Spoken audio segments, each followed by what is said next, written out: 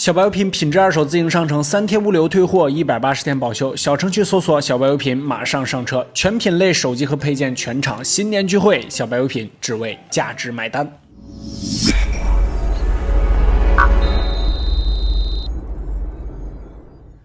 Hello， 大家好，欢迎收看本期小白测评，我是王炯。今天这期视频，我为大家带来的是被大家誉为年底真香机的这个荣耀 V20啊。这台手机一经发布呢，可谓是掀起了一阵小小真香风潮啊。这个很多人都说这台机器性价比非常高，这个卖这个2还卖什么呀？这个 V20都这么便宜了。确实，这个最便宜的这个980，然后加上一个最小的挖孔屏，2999元起，看起来性价比还是非常高的啊。这台手机可是抢了不少三星同期发布的这个 A8S 的风头 ，A8S 你还买不到的时候，已经自降了300，可见这个 V20这个杀伤力还是有点强的。那么在实际体验中到底如何呢？还有就是大家聊的比较多的这个屏幕暗角问题，甚至有人说这个挖孔屏旁边有泛黄的问题。今天这期视频我们跟大家聊一聊。不客观真体验，小白测评，荣耀 V20马上开始。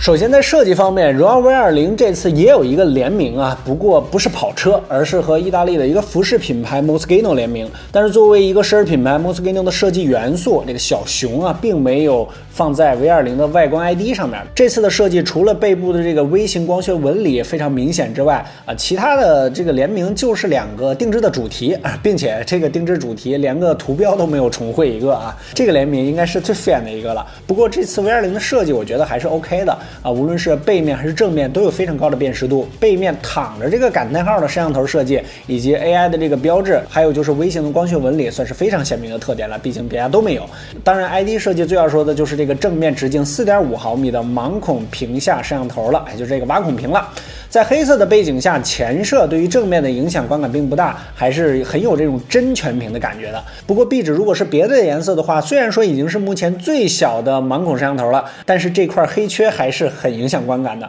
同时 V20的4个边框宽度控制的也其实并不出色啊，这个侧边 3.03， 底部 5.67， 相比于 Mate 20表现一般。不过和三星的 A8S 放在一起确实要好看了不少。再把 XR 放上，感觉 A8S 也挺好看的是吧？同样，尤其目前 OLED 的工艺不适合打孔，只能用 LCD 的缘故， V20也必然是上不了屏下指纹了，有得必有失，也算是一个必然取舍。细节方面，由于全屏的存在，除了听筒和呼吸灯通过安放在塑料中框的位置之外，距离传感器和红外发射器则是设计在金属边框靠近屏幕的一侧。虽然对于日常使用来说并没有什么影响，但是这种破坏完整性并且不太对称的设计，感觉还是有一点点随意。总体来说 ，V20的设计其实并没有什么太大新奇，但是辨识度还是非常高的。而屏下摄像头位置抹不掉的一圈黑，在出上手的时候也需要适应一下。屏幕，这次大家最关心的应该就是 V20的屏幕，因为这台真香机一发布，大家吵得最热的一个问题，那就是 V20的这块屏幕有暗角阴影，前置摄像头的边缘有发黄的问题，咱们得好好说说。6.4寸标准的 RGB 像素排列，96%的 NTSC 标准模式下 Delta E 平均 2.2， 表现其实非常出色。PPI 398相比于旗舰的 OLED 稍微低了一点，但是得益于 LCD 天生丽质的属性，观感上还是很细腻的，看不出来任何大过力的问题。亮度方面，手动最高亮度406，表现不佳。触控方面，前置挖孔屏的位置并没有对操作有什么影响，滑动和点按的操作都可以正常进行。不过你非要较真点按前置摄像头的位置还是不可以的。虽然说盲孔并没有打穿，但是也要触碰到大于前摄的面积，比如说这个黑边啊才行。一般的手指呢，触控都不可能那么小啊，也不需要担心。同时为了避免在打孔的边缘和四周的圆角出现锯齿的问题， V20还在这些位置保留了一定的像素，让圆角和前摄的圆孔弧度看起来非常自然。并且由于 V20用的是盲孔的技术啊，这个盲孔技术和通广技术在之前的视频我们已经说过很多次了，就不再多说了。盲孔就不得不在背光层进行下手啊，导致前摄附近也很容易出现一些亮度不均的问题，或多或少都会有一些，并且在侧面看的时候会更加明显。即便是 iPhone XR 也是如此。但是 V20相比于 A8S 啊，这个阴影的问题确实要突兀了不少，在一些亮色界面下可以说还非常明显。而对于盲孔位置发黄的问题，有很多小伙伴跟我们反映，我们手里的这台量产版呢也没能避免啊，周围也有一点淡淡的发黄，另外一台呢则是没有发黄的问题，这个就是概率问题了，纯看点了。对于屏幕暗角亮度不均的问题呢，很多用户都在论坛或者微博上反馈啊，对此我们进行了查证，是否有相关的 LCD 国标或者说质检标准。然而对于手机屏幕，我们并没有查到明确的国家标准，或者说是公开的行业标准。即便是对于 LCD 显示器，例如这个计算机用液晶显示器通用规范这一国标之中，相对于相关的测试也只有9点亮度均匀测试，就是通过标准测试屏幕的9个位置，判断屏幕的亮度均匀是否达标。而对于异形 LCD 的屏幕，尤其是手机啊，它的这个阴影呢，或者说不均的情况，基本上都发生在屏幕的边缘，或者说刘海切割的边缘。上面说的9点测试标准很难影响到这一测试结果。简单点说，就是目前我们并不能说这是一个质量问题只能说是这块 LCD 的品质不佳了。毕竟相比于 A8S V20 在屏幕方面的表现，这次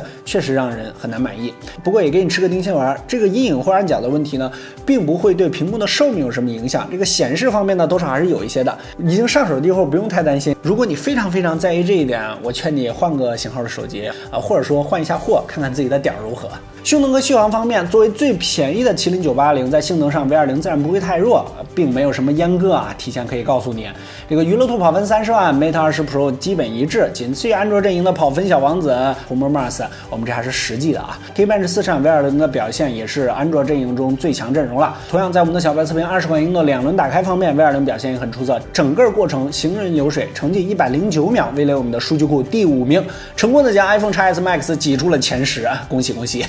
！GPU 方面，3D Mark 2个模式跑分都在4300左右，依然是和 Mate 20保持一致。当然，跑分不重要，重要的是华为终于修复了方舟这个问题了。方舟最高画质下 V20 平均24帧，虽然平均波动只有3帧，实际的波动曲线还是有些惊心动魄。相比于845的手机，表现明显不够稳定。但是和麒麟980发售之初相比，这个 Mate 20 Pro 啊，方舟的优化问题已经不存在了。但是就目前这个游戏表现来说，980还有着不小的优化空间，或许还没有发挥出980完整的实力。刺激战场自然是没什么压力了，破解之力下平均也只有1帧的波动，30分钟的游戏过程基本没有跌破50，非常出色。但是在这里我们发现了 V20 一个小问题，就是它游戏画面明显和其他845的手机，甚至是 Mate 20都有所区别。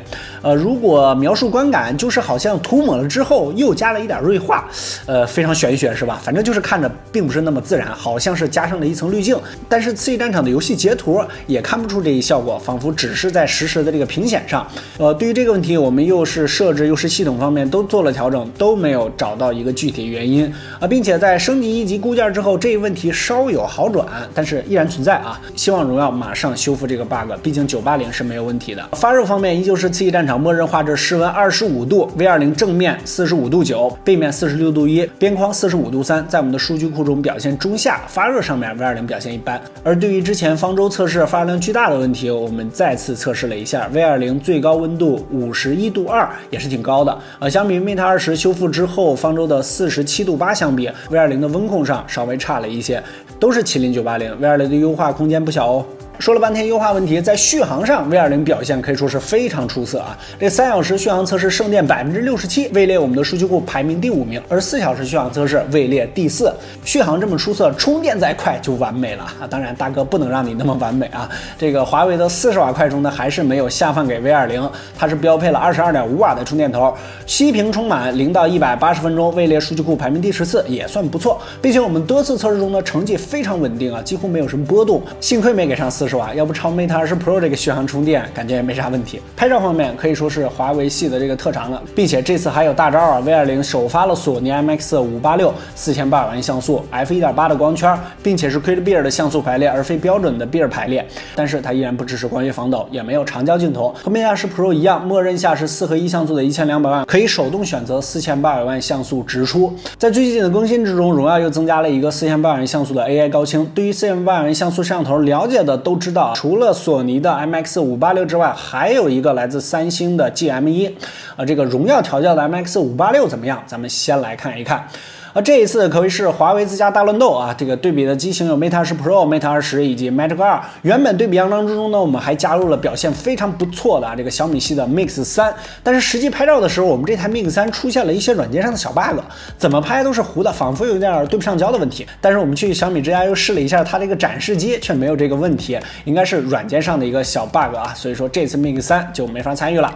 首先是解析力方面，4台手机默认出片的分辨率下表现差距不大，在高分辨率直出的模式下 ，Mate 20和 V20 表现不咋地。Mate 20噪点严重 ，V20 涂抹感严重，细节保留都不行。但是 V20 的 AI 高清模式表现却截然相反，出色的细节保留和噪点控制绝对是秒杀级别的。这个表现在其他样张中呢也非常明显，比如这一组建筑，大家可以感受一下，之前这么出色，4800万是不是可以代替长焦了呢？我直接放大照片是吧？结果是不行的啊！对比了一下 Mate 20的长焦 ，V20 明显还是要差了一些，并且由于 AI 超清是多帧合成，需要手持至少2秒，而且还没有光线防抖，拍摄远景的时候非常容易受到手抖的影响，容错率较低。色彩表现上 ，V20 偏向于写实的风格，没有 Mate 20系列喜欢拉高饱和度讨好眼球。同时 ，V20 的景深效果处理的也非常自然啊，这方面表现不错。紫边的控制方面 ，V20 稍弱于另外3台。夜景的表现上 ，V20 除了曝光比 Mate 20稍低之外，无论是噪点控制还是细节保留，对比大哥都是不遑多让，表现优异，有点意外。逆光人像 V20 在这是反超了3台，细节保留和曝光上都最为出色。而背景虚化方面，虽然 V20 的虚化效果最弱，但是得益于 TOF 景深摄像头的加入，抠像上 V20 表现最佳。不过目前 V20 呢还并不支持取景框的实时虚化效果预览，这个体验上要稍微差一些。当然，对于这个挖孔的屏下前摄，我们也要着重测试一下。由于盲孔技术没有打穿液晶层，对这个进光量的影响，我们要着重看一下。首先测试的就是暗光自拍的效果，出乎意料的是 Magic 2居然表现最好，另外3台手机表现一般。开启补光之后 ，V20 一跃而上，表现出色，在细节和噪点控制上仅次于 Mate 20，位列第2。普通的环境下，我们也没有看到 V20 受到液晶层的影响，无论是曝光还是高光方面都表现出色。总结来说 ，V20 的拍照表现还是非常意外的啊，挺出色。相比于 Mate 20，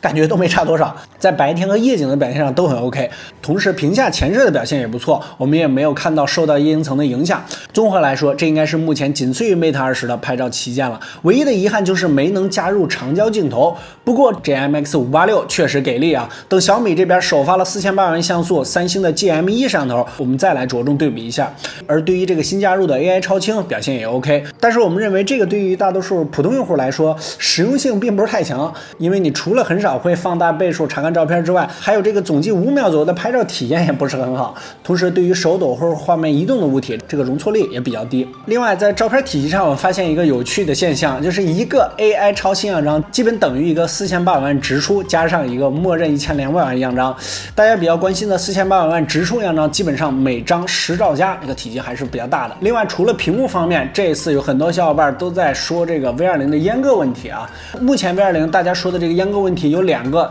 第一个是在频段上 ，V20 相比于 Mate 20 Pro 主要阉割掉了 LTE FDD 中的 B2、B7、B9以及 B12、17、18、20和26，还有 WCDM 的 B2这几个频段。经过查证，我们可以看到，对于国内3大运营商的主要4G 频段都没有什么阉割，阉割的频段比如 B18、B26属于日本的运营商，而 B7频段国内也暂时没有分配使用，所以如果你只在国内使用 V20， 基本可以说是没什么影响。毕竟上面还大哥 Mate 20 Pro 这个阉割也算是情理之中的。第二个阉割就是在 WiFi 方面了，这个 Magic 2和 Mate 20 Pro 呢，正常速率都是866兆，而 V20 这边的峰值速率呢是433兆的带宽，峰值433兆在日常的使用中呢也是什么问题都没有的。其实对这2方面的阉割呢，我在某种层面还是可以表示理解的，因为毕竟它是性价比级别的一个次旗舰吧，毕竟上面还有一个Magic 2，在上面呢还有这个 Mate 20 Pro， 它这个最低的起售价格呢也在2999，大家还是要都考虑一下这个价格因素的。